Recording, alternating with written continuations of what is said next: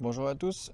Alors, on se retrouve avec une grosse nouveauté, le nouveau ID Buzz de chez Volkswagen. Donc un modèle qui était vraiment attendu. C'est vraiment une grosse nouveauté, hein. C'est la version électrique du Nikon, le fameux combi Volkswagen qui existe depuis les années 50. Là, je profite d'avoir un ID.5 coupé pour vous montrer la différence de taille.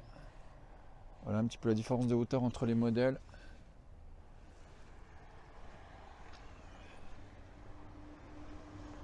Donc on va aller le rouler, hein. Je vous dirai un petit peu mon sentiment sur mes premiers tours de roue. On se refera en novembre une présentation plus complète. Donc ce modèle il fait 4,71 m de longueur et un empattement de 3 mètres. Donc vraiment des courts porte-à-faux. Et puis il braque comme une Golf, hein. Il a 11 mètres de rayon de braquage. Donc ça c'est plutôt intéressant. Pour l'instant en France on a un seul modèle disponible, c'est le modèle Pro. Donc c'est celui-ci, avec la grosse batterie de 77 kWh. C'est une batterie qui fait plus de 80 kWh utile, hein, 82. Donc ça permet une autonomie WLTP de 420 km. Hier on a vu qu'en le chargeant on avait 480 km d'affiché. Donc on a une consommation qui est donnée à peu près 20 kWh au 100 en WLTP. Donc évidemment ça dépendra des conditions. Là on a une peinture buton, donc ça c'est optionnel. On peut l'avoir en une couleur en buton. Donc là c'est un bleu Starlight comme ils appellent, Starlight Blue, les pailletés. Et puis là c'est le blanc Candy. On voit qu'on n'a pas de toit ouvrant. Il y a des couleurs sympas, hein, comme le jaune citron, orange. Donc là c'est plutôt coloris classique mais ça passe bien. L'ID Buzz il existe aussi en version cargo. Donc utilitaire, hein, ici sans fenêtre. Pour les entreprises, je pense que ça sera vraiment un bon support de communication. Et puis ça mettrait d'entrer dans les ZFE. Et puis de rouler voilà, sans émission. Donc on a des gens qui sont disponibles en 19, 20 et 21 pouces. Toute une gamme disponible différente. Les feux IQ Light. Donc on a un grand bandeau de feu à l'arrière. Je vais vous parler plus tard de la recharge, hein. Il y a des choses qui sont vraiment intéressantes sur ce modèle. Alors évidemment, on démarre en silence. Donc chez Volkswagen, il y a vraiment une grande tradition de ces véhicules de loisirs, de voyage. On a la Caravelle, on a le California, le Grand California, on a le Transporter aussi, on a le nouveau Multivan. Puis on a aussi le Caddy California, donc voilà, il y a une grande tradition de véhicules de loisirs. Voilà, l'accès pour le lave-glace. Voilà, on vous montre la capacité de chargement. On voit qu'on a deux niveaux mais totalement plat. Donc on a deux portes coulissantes. Voilà, là on est totalement plat. En fait on a l'assise qui redescend. Donc on a une banquette type 2+1. Donc sur rail coulissant, donc on peut augmenter l'espace aux jambes ou au contraire l'espace de chargement. Petite tablette. On a une large ouverture des portes. Donc on a un intérieur ici qui est assorti à la peinture extérieure. On dispose des sièges chauffants et volants chauffants. Je vais vous montrer l'ouverture du capot avant, très singulière. Ici les pieds, prise USB-C. Voilà, c'est vraiment une découverte. On fera une présentation plus complète quand la concession recevra le modèle. Là on est vraiment content de le découvrir. Après, il va y avoir une version 7 places. Là, on l'a en 5 places. Une version utilitaire. On n'a pas spécialement. Voilà, on a vraiment beaucoup de place aux jambes.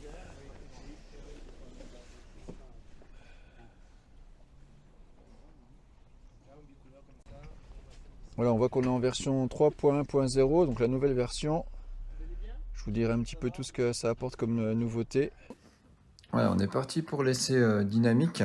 Ouais, j'étais vraiment impatient de découvrir un petit peu la position de conduite, les sensations. C'est vraiment un nouveau type de véhicule électrique. Donc, première chose, on est assis très très haut. Je m'en étais pas vraiment rendu compte sur les premiers kilomètres. C'est en fait en roulant, en doublant des camions ou même un bus, bah, je me suis retrouvé plus haut qu'eux en fait, plus haut que le conducteur des camions et des bus. Et je me suis rendu compte en descendant de la voiture, il y a une double marche, donc on est vraiment une position haute. En conduisant, on ne le ressent pas du tout. Alors on a comme une position typée utilitaire, mais pas du tout de manière péjorative, hein. On a une très bonne visibilité, donc c'est vraiment agréable. On a une direction qui est très, très douce, pas trop légère, hein, qui est vraiment, c'est vraiment une bonne surprise. Après, bon voilà, on n'a pas de poids sur l'avant, hein, le moteur il est à l'arrière, la batterie qui est le plus lourd dans la voiture, elle est dans l'empattement hein, entre les essieux avant et arrière. Donc vraiment une direction très très bien. Après, en plus, on peut se paramétrer une voiture un petit peu comme on les aime, hein. Il y a un mode personnalisé, on peut gérer 6 ou 7 paramètres. Donc la direction, l'accélérateur, les suspensions. Donc ça, on l'essaiera dans un essai un petit peu plus long. Au niveau du frein moteur, moi j'ai roulé en mode B avec le plus de frein moteur possible. C'est pas un vrai one pédale. Moi j'apprécierais d'avoir encore un peu plus de frein moteur. Après, bah, quand on commence à freiner un petit peu, on fait de la régène, hein, on tape pas tout de suite dans les plaquettes. Mais on pourrait avoir un mode un peu plus fort. Ça pourrait se paramétrer à distance dans les mises à jour, hein. Là, on est sur la dernière version de logiciel, donc la 3.1. Donc, une des nouveautés, c'est que les mises à jour se font maintenant à distance. Donc, il n'y a plus besoin d'aller chez le concessionnaire. Donc, ça, c'est pas mal. Dans les nouveautés techniques aussi, on a le plug and charge. C'est-à-dire qu'on ne sera plus obligé de badger sur certaines bornes. Donc ça existe déjà chez Fastnet, chez Electra, mais là c'est vraiment une fonctionnalité liée à la voiture. Donc ça c'est intéressant, ce sera un gain de temps. Puis après moi on aura aussi le V2L ou le V2G, véhicule to grid, donc charge bidirectionnelle, mais on n'a pas encore tous les détails. Donc voilà un petit peu pour les nouveautés. Pareil, au niveau de la recharge, une grosse nouveauté, c'est la vitesse de charge rapide. Donc en charge normale en AC, on charge en 11 kW en triphasé hein, sur les bornes domestiques ou les bornes de village, voilà. Et par contre, en charge rapide DC, là on va monter à 170 kW. Donc là, c'est beaucoup plus que la gamme ID actuelle qui est montée à 135, je crois que les dernières mises à jour. Là, on monte à 170, donc là, c'est vraiment excellent, hein. On est au niveau d'une Tesla Model 3 ou Model Y avec la petite batterie. Donc, on a vraiment un temps de charge rapide, 30 minutes hein, pour un 10-80% à peu près. Et apparemment, sur les premiers essais, on peut même monter à 180 en pic. Donc ça, c'est vraiment une bonne nouvelle hein, parce que pour les voyages, ça sera vraiment intéressant. Donc après, on a quand même une belle autonomie, hein. Donc en WLTP, c'est annoncé à 420 km.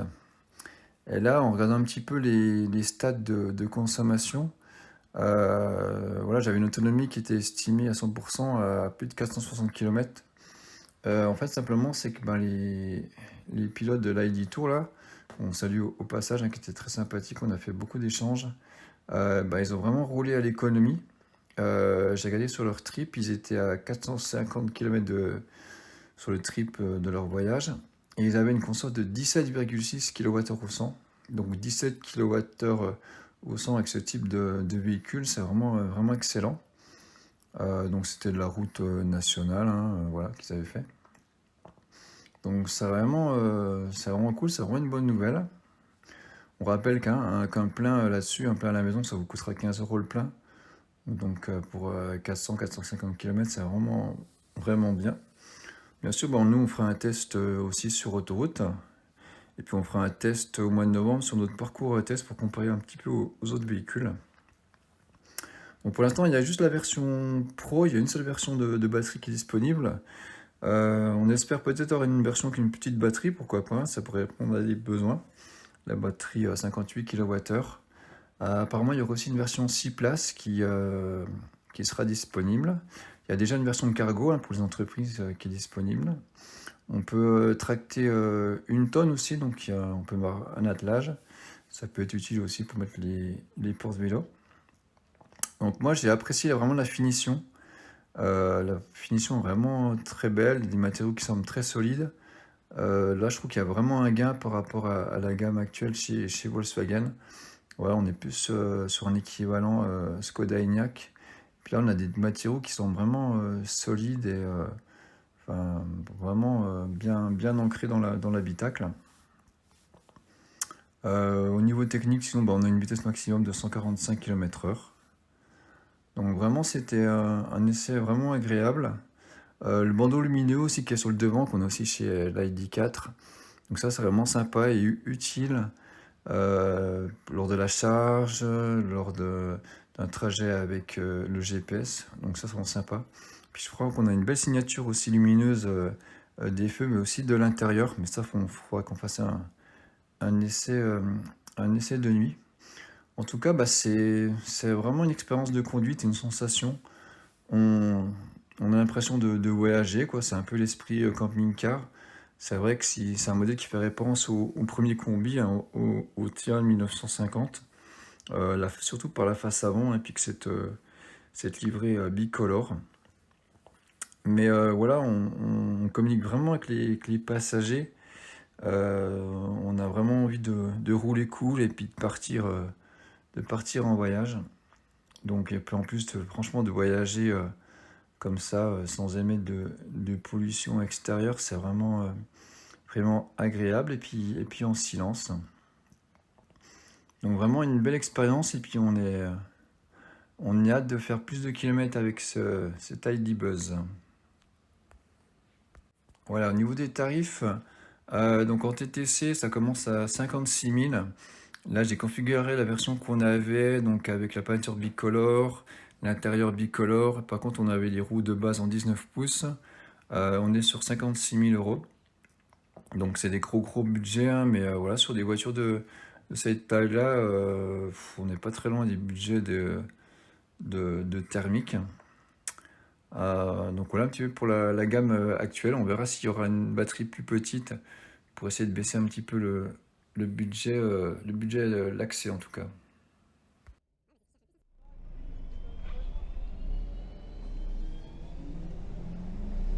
Voilà, on dit au revoir à l'ID Buzz. Bon, on va le retrouver bientôt, mois de novembre.